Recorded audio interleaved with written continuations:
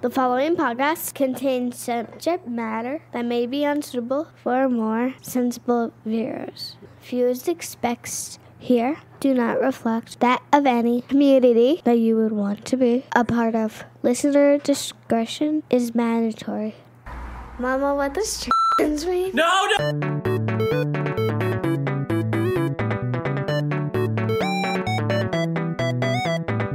It's so fucking valid. You're so fucking valid. No one's ever been so valid. Yeah, I make all the other trans girls jealous with my validness. I may not have much, but I am valid. Assigned valid at birth. Hello, and welcome back to another episode of Tranifesto. Yes, Tranifesto podcast, or How I Learned to Stop Worrying and Love Bad Representation. I am one of your hosts, Madeline Hops. I am joined today by... I am Amy. I am a professional dipshit. That is assigned dipshit at birth. And that's why I'm here. And I'm Ricardo. I currently have a cat on your lap. have a cat on my lap. It's very good. Little baby. It's a little fuzz baby, little valid fuzz bean. All right, and that's our guest today is Booster. All right, bye, Booster. So today Cool. we are talking about the 2016 hit film, The Assignment. Wait, was it 2016 or 2017? No, 2016. I think it was like... One of them. It was one of those 20s. I think Way this movie too was... recent I for think it was comfort. in, like, production hell, because I swear to God, I feel like I heard this movie get announced, and everybody complained about it, and then it disappeared off the face of the earth. So I don't even know if it got released. Because I didn't see this in any theaters. No, because I remember seeing people complain about it, but I feel like I didn't even see any of that. No? Like, it did not pop up on my fucking timeline. I didn't even realize this movie existed. How until it did was we find suggested this to movie? us. Who found this movie? Did someone point it out on Twitter? I think so. Well, because I distinctly remember this. So, One of just our to lovely give fans. to give a quick recap of what it is, so you know what we're talking about, and it's going to be full of spoilers. I don't know if we recommend this movie, so don't worry about the spoilers. So The Assignment is about a professional hitman played by Michelle Rodriguez who runs afoul of a radical surgeon played by Sigourney Weaver, Who we love. Sigourney Queen. Weaver is perfect. Yeah, Queen. Sigourney Weaver is great in everything she does. We stand a surgical queen.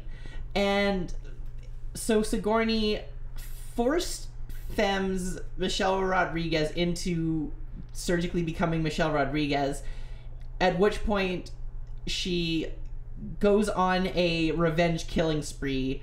And all of this is told through flashbacks by a therapist played by the main guy from that Monk show. Oh, I completely forgot about that I TV knew I show. recognized him. I had to look it up. Yeah, he was in some other stuff. He's in a bunch of stuff. He's like not funny Mr. Bean. A little bit. Yeah. Yeah. So it's all told in flashbacks between the Monk guy as the therapist and Sigourney Weaver, like in a mental institution.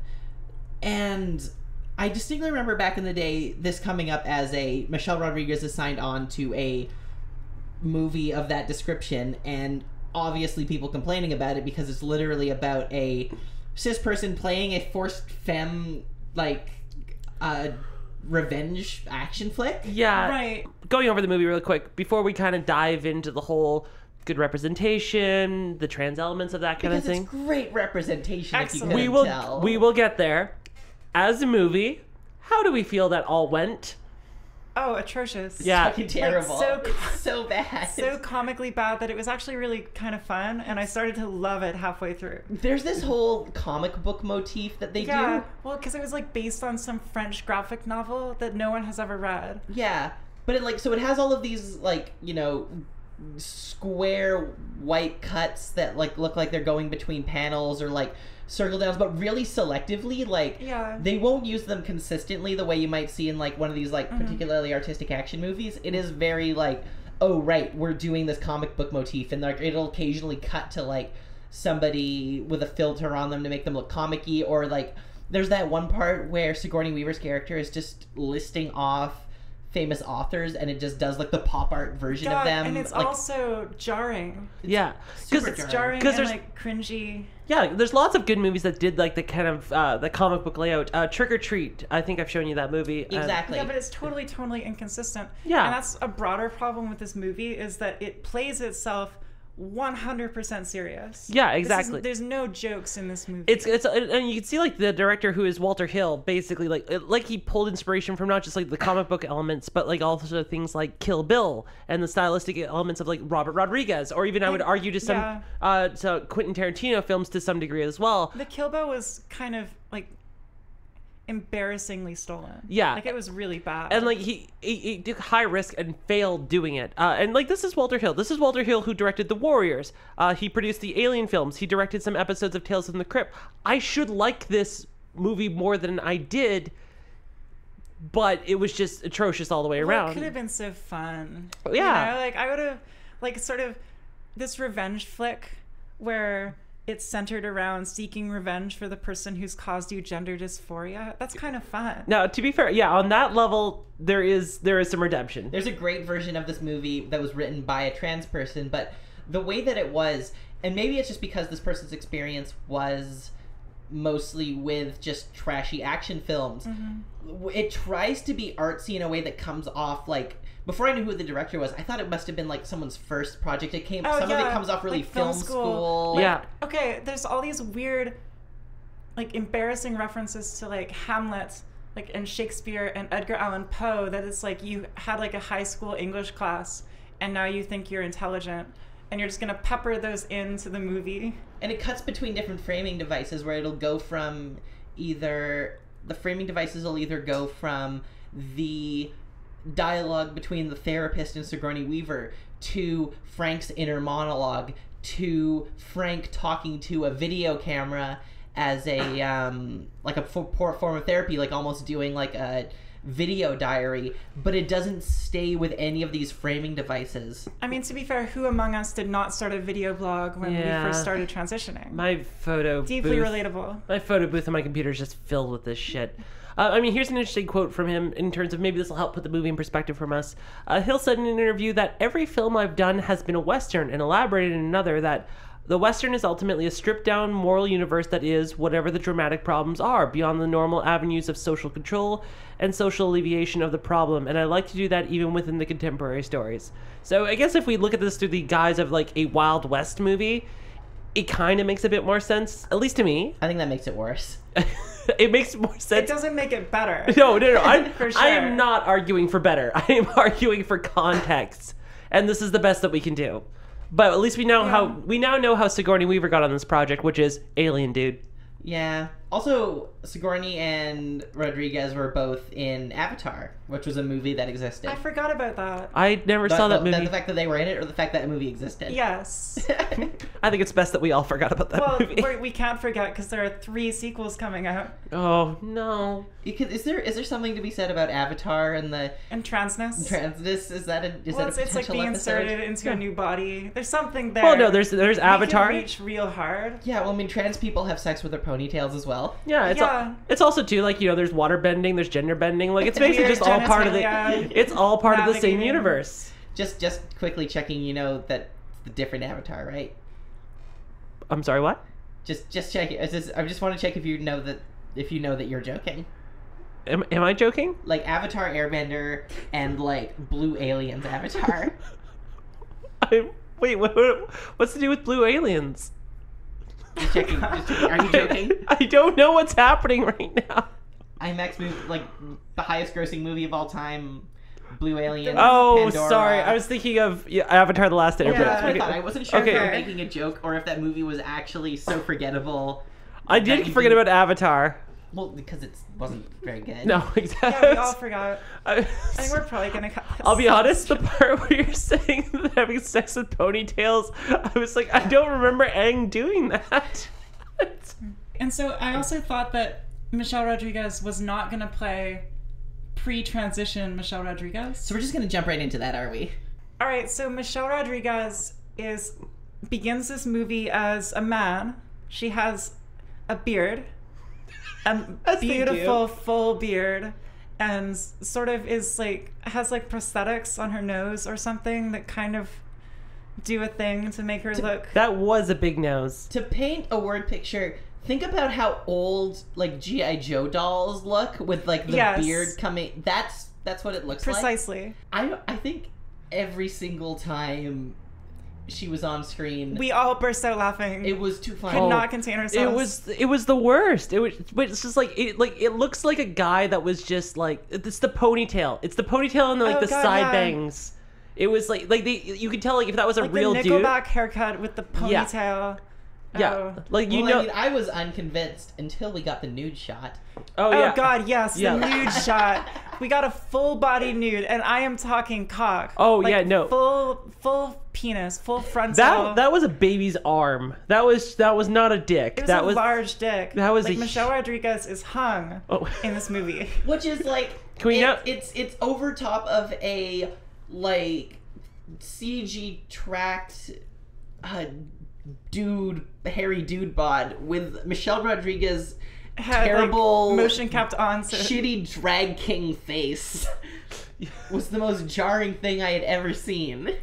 I mean, also though he was kind of hot. Oh, wood. Yeah, no, Yeah. yeah. I think hands up. Yeah, Yeah. I know it's a podcast, but And so this Michelle Rodriguez, I think his name is Frank, right? Frank. Yeah. Frank, Frank Kitchen. So Frank Kitchen is then forcibly feminized in The Surgery, which turns him into a woman. Like, it's the kind of surgery that cis people think trans people get. yeah, especially Like with the full recovery. sex change. Was with the recovery time too. Like it's just like, oh yeah, no, it's woke up 2 You days just later. Wake up, you know. No you got scars. Enormous tits. Yeah, No scarring. A full bush. yeah, the full Your bush. beard has just vanished. That was full the bush with no other body hair. the full yeah, no bush. shadow or anything. Yeah, the full bush is what lost the immersion for me. Like everything else, I was fine with. I'm like, okay, I can suspend disbelief, but the full bush down there, you don't wake up from surgery like that. I'm sorry. Yeah, a functioning vag with no dilation apparently. Yeah, no, oh yeah, just the fucking when did Frank dilate? When? No, Show us that's- the dilation scene. Show us the dilation scene. Yes. And that's what I'm saying about how this is like force femme porn, is that that's like the fantasy. Yeah. Is that there's just this magical surgery that instantly turns you into Michelle Rodriguez. Like, can you get me that surgeon's number? Yeah. Because beforehand I didn't realize that it was Michelle Rodriguez playing like before the surgery, and part of Yeah. me really hoped that it was going to be like a white guy. Just a totally different guy. See, that's right. that's Just that's, a that's the completely movie different that actor. I wanted to see. My chaotic bisexuality can't decide if I want to fuck Michelle Rodriguez or man Michelle Rodriguez. Okay, hold on. I want to hold on. We need to talk about the unrealized but amazing butch femme dog relationship. Oh God, yeah, the blooms dog, in this film. the pit bull. It was incredible. Like, extremely stone cold butch Michelle Rodriguez, like with guns and like leather jackets, and her like femme girlfriend, and they both had like a pit bull together, and Yeah. like it all fell apart because like the girlfriend was a spy or something, but it was so cute for like a hot second. And just seeing like I don't know if they were trying to make a commentary about like the transition, but like Michelle Rodriguez doing the whole it's like, oh, I've never felt so domestic.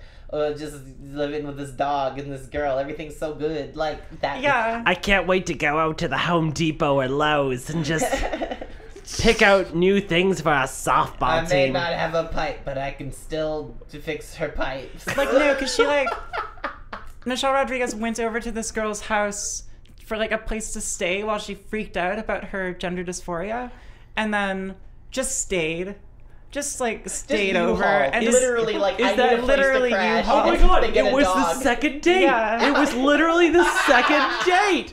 And then you hold it.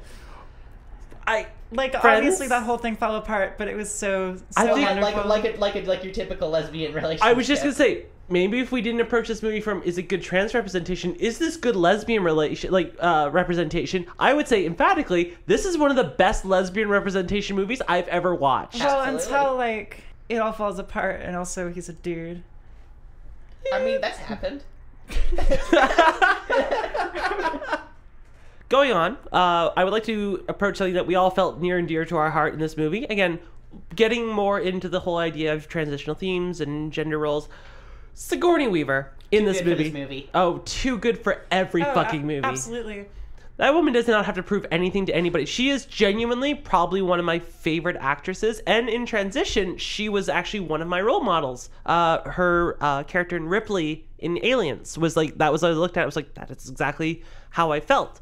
Wanting to kill aliens and, you know, that kind of stuff. Yeah, so her character That's in why I this movie transitioned. was why I transitioned. Oh, yeah. Which is that I wanted to be a radical, vigilante, sexual reassignment surgeon?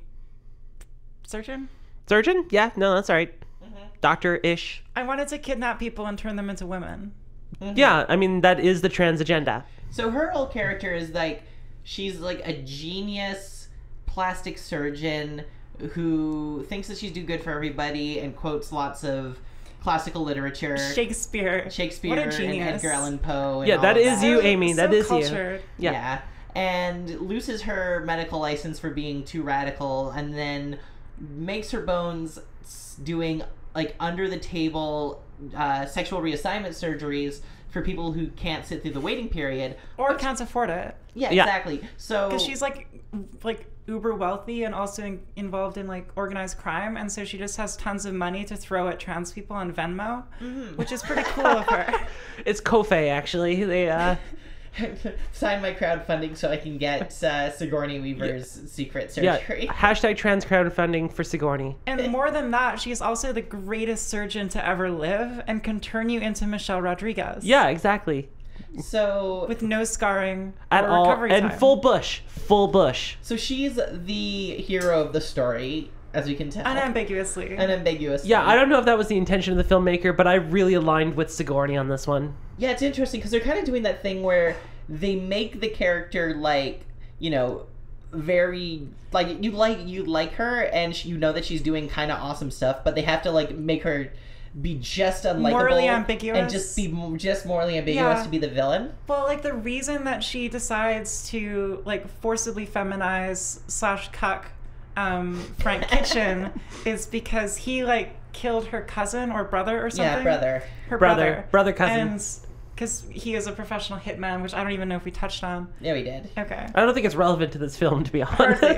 honest. So, you know, Sigourney Weaver is pissed off that this dude, this very pretty dude, killed her brother, and so decides to kidnap him and perform radical, invasive sexual reassignment surgery upon him. I mean, which is just standard fare. Like, if you wrong someone... But that's not like her normal gig. Well, This was yeah. like a side thing. But there's this weird undertone of she's talking about this experiment that she wants to do to see if basically if gender is inherent, and that if she does a complete surgery on this very manly macho man to see if that would change the gender identity. Right. Oh, yeah. I have No. a quote. Yeah, I go for wanted it. to prove that if gender is identity, then even the most radical surgical procedure wouldn't change your like gender essence. Which is weird because This proved to be true because Frank still identifies as a man and he is valid, which is actually a direct quote Yeah. And from also, Sigourney Weaver. and also, too, like, while we're on the subject, like,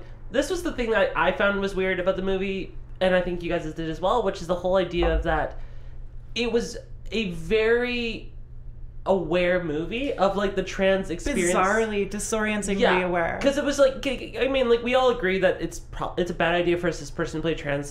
This is a very well established fact on this podcast. Oh no, this movie is atrocious. Yeah, and any like Twitter sphere. That should go without saying. Yeah, but there are times in this movie where they get parts almost right. There's a scene with a doctor and Frank and Michelle Rodriguez's character, and they're in the doctor's office together, and he's going over about like, oh, this is the normal waiting period for stuff like this. This is the evaluations you have to go through. It honestly felt like I was back in the clinic, and they were like, this is the stuff you have to do. the writer actually spoke to some people who knew what they were talking about Right. to get the facts right. Which like should be the basic expectation, but the rest of this movie is so terrible and so absurd that it was actually shocking Yeah, to see like anything in this movie be remotely accurate. Yeah, and like Michelle Rodriguez's characters, like when she's talking to that doctor, would go like, can you at least do something for me so I can feel something down there? And he's like, well, it's about 6 to 12 months, which is actually the timeline. Yeah, it'll start popping back online. When you start, yeah, exactly. Which, when that happens, it's just, look, if any of you are listening and you're thinking, hey, do I want to get GRS? It's like, let me just tell you real quick,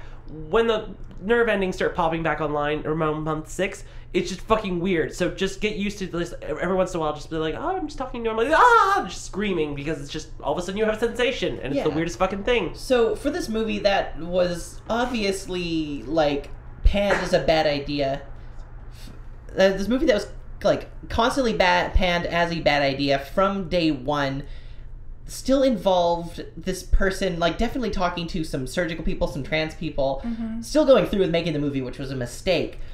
But a noble one. Yeah. A noble catastrophe. See, obviously, you should get a trans person to play this role, but like, I think that would have made the movie better and almost like a guilty pleasure at that point in time. We should cast AMAB trans guys as Michelle Rodriguez in this movie. Yeah, AMAB trans guys as Michelle Rodriguez. So the thing I want to hone in on is the way that this movie deals with dysphoria and the way this displays it, because essentially what this is about Frank's character, a cis guy, a cis man who has been transitioned into a indistinguishably cis woman's body but feels dysphoria about it. So essentially this is an AMAB trans man. Well, yeah, because he's like desperate to detransition. Yeah, and feeling discomfort in this body, like, and in this role. Dysphoric, yeah. And like when she's having, like, when she reconnects with a woman that she has sex with as a man at the beginning of the movie, and is clearly having like uncomfortable feelings about, like, wanting to have sex with this woman, but kind of having uncomfortable feelings about the ability to perform. And the body that he's in. Exactly. Which is an interesting way to dissect and look at dysphoria, and I want to know what your takes on that is. It's like the idea that, like, because cis people don't intrinsically understand what dysphoria is like. Yeah. I don't think, because they've never experienced it. And so the idea being, well, what if you were like switched bodies forcibly and like had to confront that? And this movie kind of portrays that interestingly, because it's like a dude who is deeply, deeply dysphoric about being Michelle Rodriguez. Yeah, no, that's validating. And actually, this, like, now that we bring it up in this context, there was a feminist back in the day who basically, to understand the plight of men, disguised herself as a man for something like a year. And then she suffered, I want to figure out her name, but she basically suffered psychological damage from that as well, because it was the whole idea, like, she was pretending to be that and that it didn't line up. So for the whole arguments in terms of, like, trans people, it's like, just get over it. It's nothing bad. Like, there is a part of it that is wired that you need to align with that.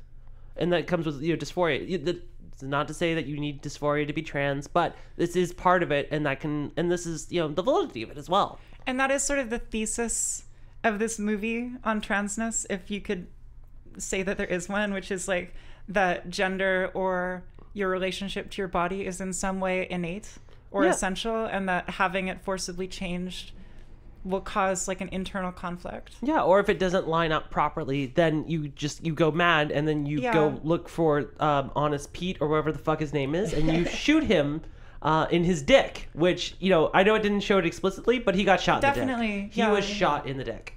Right, so where are the surgeons that can turn me into Michelle Rodriguez? Well, funny you should ask, because as we noticed, this was filmed in Vancouver. Yeah. So this entire film, as far as I can tell, takes place in about like a 1 block radius of Vancouver's Chinatown. Like 15 minutes away from me, don't dox me. Yeah. And also, honestly, if this was going to be fairly accurate Vancouver film, it would be in East Vancouver. Let's be honest here. Well, yeah, because I think it's supposed to be San Francisco, but it's just kind of funny watching it and seeing, like, where she hops on a bus and is trying to get out of somewhere, but I know that she goes exactly right across the street from where she was before. Continuity error. There's a Fido dealership in one of the shots. There is no Fido dealership in the States. Oh, this entire movie has been unraveled. Movie's bullshit. Okay, Fuck 0 out of 10. Fuck you, Tim.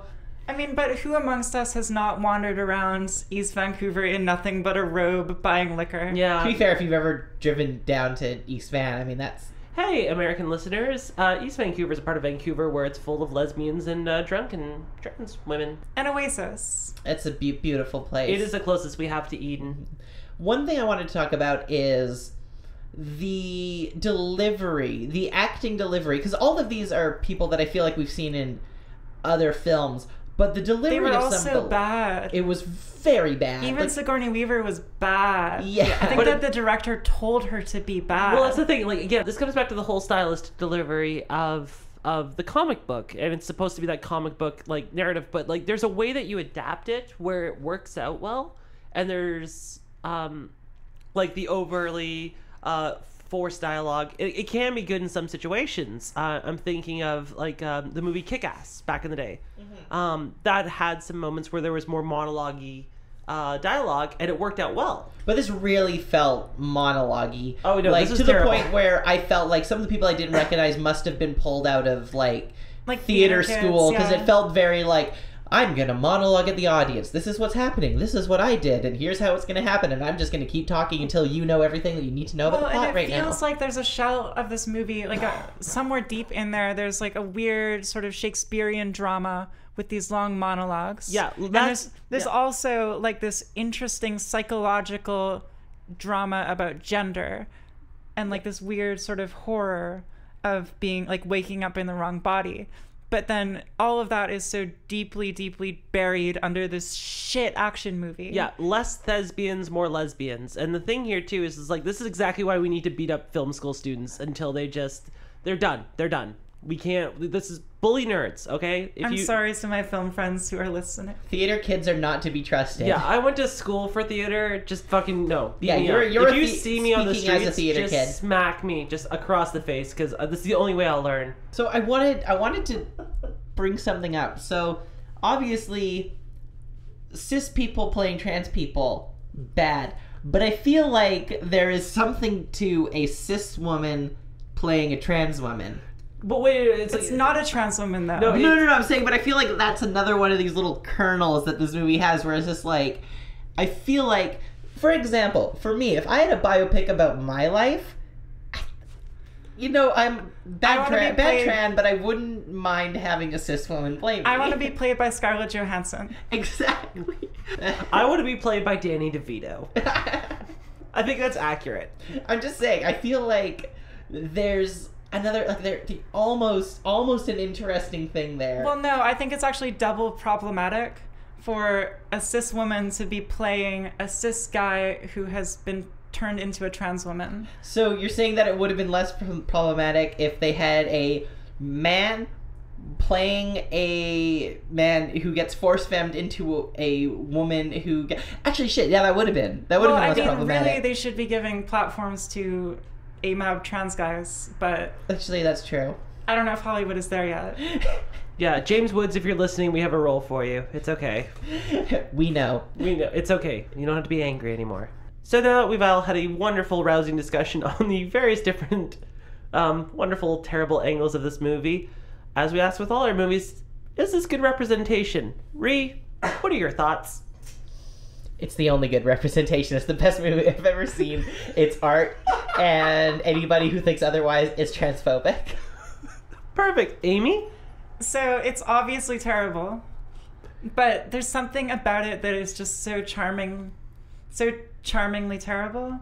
This could be, like, the best, worst movie for the trans community if Like, they really wanted it's it. honestly not that problematic. No, it's Frankly, it's it's bad. Don't get me wrong. 'Cause But what it was way better than I expected it to be. yeah, because what ended up happening was like as we first started watching this, I thought it was one of the. I'm like, I can't do this movie. It's gonna be like 10 minutes. I'm gonna lose it, and then it just kept being bad, and then worse, and then everything about it was so bad. But by the end of it, I was like, I kind of enjoyed this movie. I think it's actually like fun to watch. Like it's funny. Like it's not supposed to be funny. Yeah, Like but this it's is funny. this is like, I would love this to get to a point where this movie is like shown in like indie theaters, and everybody, there's like bits where everybody throws something Oh at my the god, screen. this is right the next corner. room. This is the next room. This is the trans room. Yeah, exactly. Yes.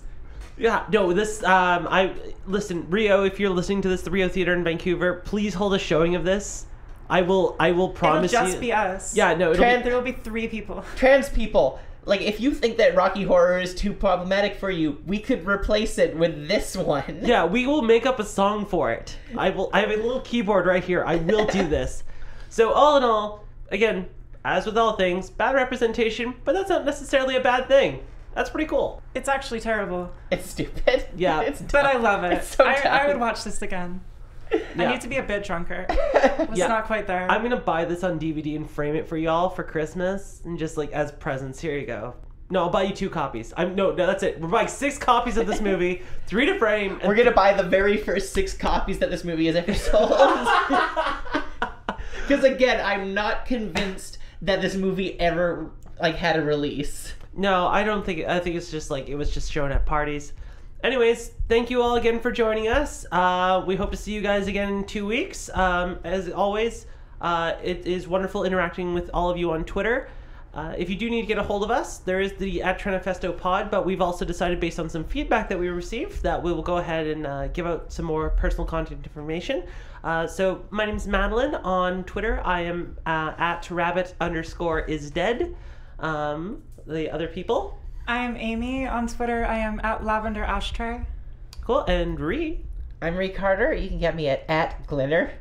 No, do not. Just send me. My DMs are open. Yeah, just Thanks, Ree. It's RHICARTER, and I make video games, so you can find on there. Cool. Video game maker. We do lift the stereotypes there. Anyways, as always, let your striped socks fly, and we will see you all next week or in 2 weeks from now. And thanks again.